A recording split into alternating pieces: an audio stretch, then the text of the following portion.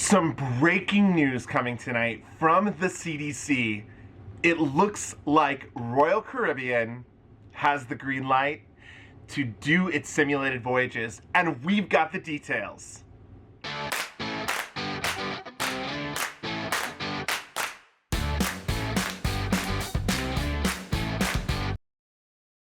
Well, hello everyone. Thank you so much for joining us. If this is your first time joining us, my name is Jordan and this is JJ Cruise. If you could do me a favor, hit that subscribe button and ring that bell notification so you never miss breaking news like this. And this is huge news tonight. And I could not be more excited to be talking about this and bringing this news to you. It has been months and months and months as we have watched the cruise lines battle it out with the CDC, trying to get back on the waters. All of us standing on the sidelines, just waiting for the ships to pull up so we can jump aboard, and it seems like it is going to happen. Just a little while ago, the CDC emailed Michael Bailey and let him know that the CDC has given the green light for Freedom of the Seas to go on simulated voyages. It also said in the title, approval for port agreements. Agreements. That, yes, there is an S on there. So that makes me think that potentially Royal Caribbean's Port Authority agreements with maybe more than one port, maybe Port Canaveral, Port Everglades, the port down at Miami, maybe they sent in multiple of those, and maybe they all got approved. Now in the letter it does not specify where Freedom of the Seas will be sailing out of on this simulated voyage, but it does give us a date. It says that the first simulation is going to be June 20th through the 22nd, 2021. That's less than 1 month away. I just want to read you the beginning of this email because it's just so exciting. There's so much positivity and hope in this email, and I think this is incredible. I hope you are sitting at home just as excited as I am tonight. It says, "Dear Mr. Bailey, congratulations. This letter constitutes CDC's provisional acceptance of your request to conduct a simulated voyage on June 20th through the 22nd, 2021 aboard Freedom of the Seas." Yes, it's so incredible. Then the letter goes on to remind Royal Caribbean of 5 key things.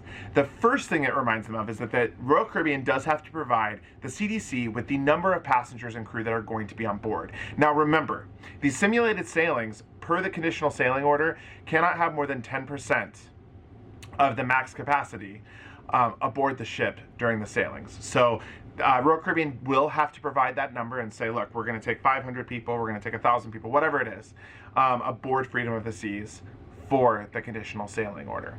The next thing that the CDC reminds them of in this letter is that these voyages must be done voluntarily. That means that the 10% of the passengers that are going to be coming on board the ship are basically being volunteers. You are volunteering your time, and Royal Caribbean cannot say, hey, give us your money because this is, an actual sailing. No, this is a simulated sailing, and it is for volunteers only.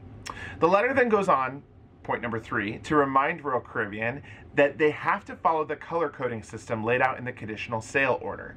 The ship must be under the color green or orange at the time of simulated sailing. Obviously, there cannot be any type of outbreak aboard.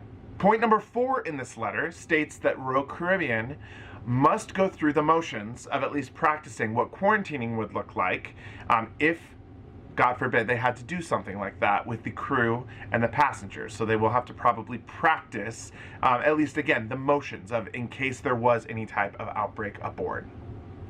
The last point is that Royal Caribbean must then write down any discrepancies or anything that they have learned that is missing from their health and safety protocols and report that back to the CDC. The CDC is saying, look, we want to know how everything goes, but we need to know specifically discrepancies that you faced while doing these simulated sailings and what you believe you missed in terms of your plans to sail, essentially.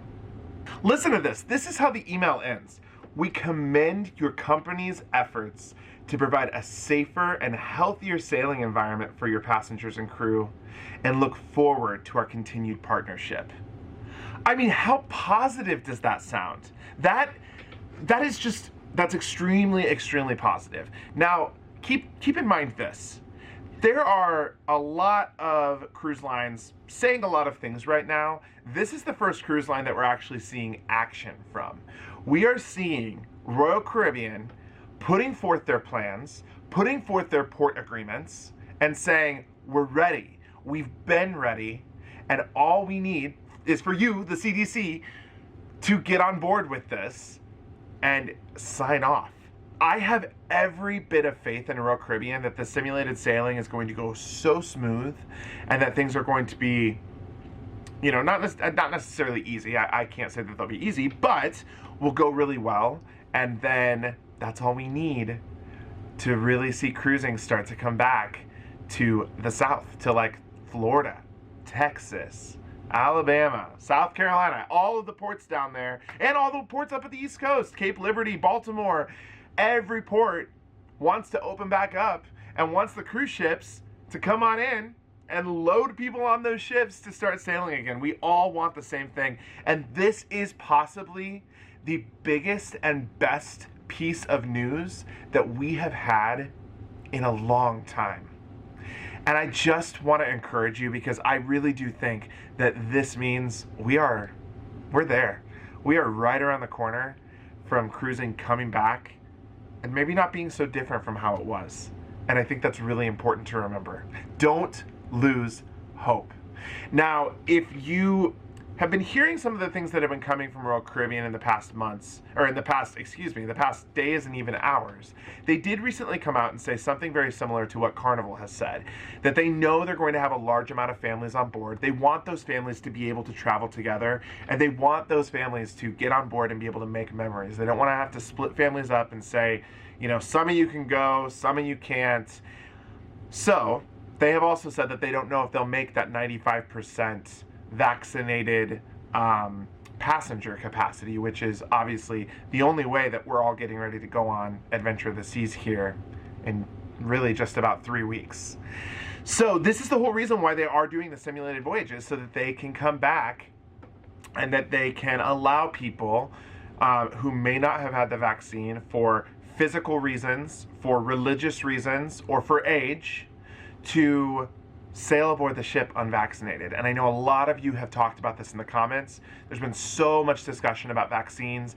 Specifically, though, there's been people that have been saying quite often, I can't get vaccinated because of a medical condition. It looks like Royal Caribbean is looking out for you. And I knew they would. I really felt like the cruise lines would be looking out for people who just were unable to get the vaccine but still wanted to sail. They're doing these simulated voyages for you, and I really, really think that we're all going to be able to be on ships very soon. All right, and that is it. Thank you so much for joining me. I hope this made your night. This made my night. If you liked what you see, hit that like button, hit the subscribe button, ring the bell notification bell. Join us on Instagram. We are also on Facebook. Those links are below in the bio. And until next time, see ya.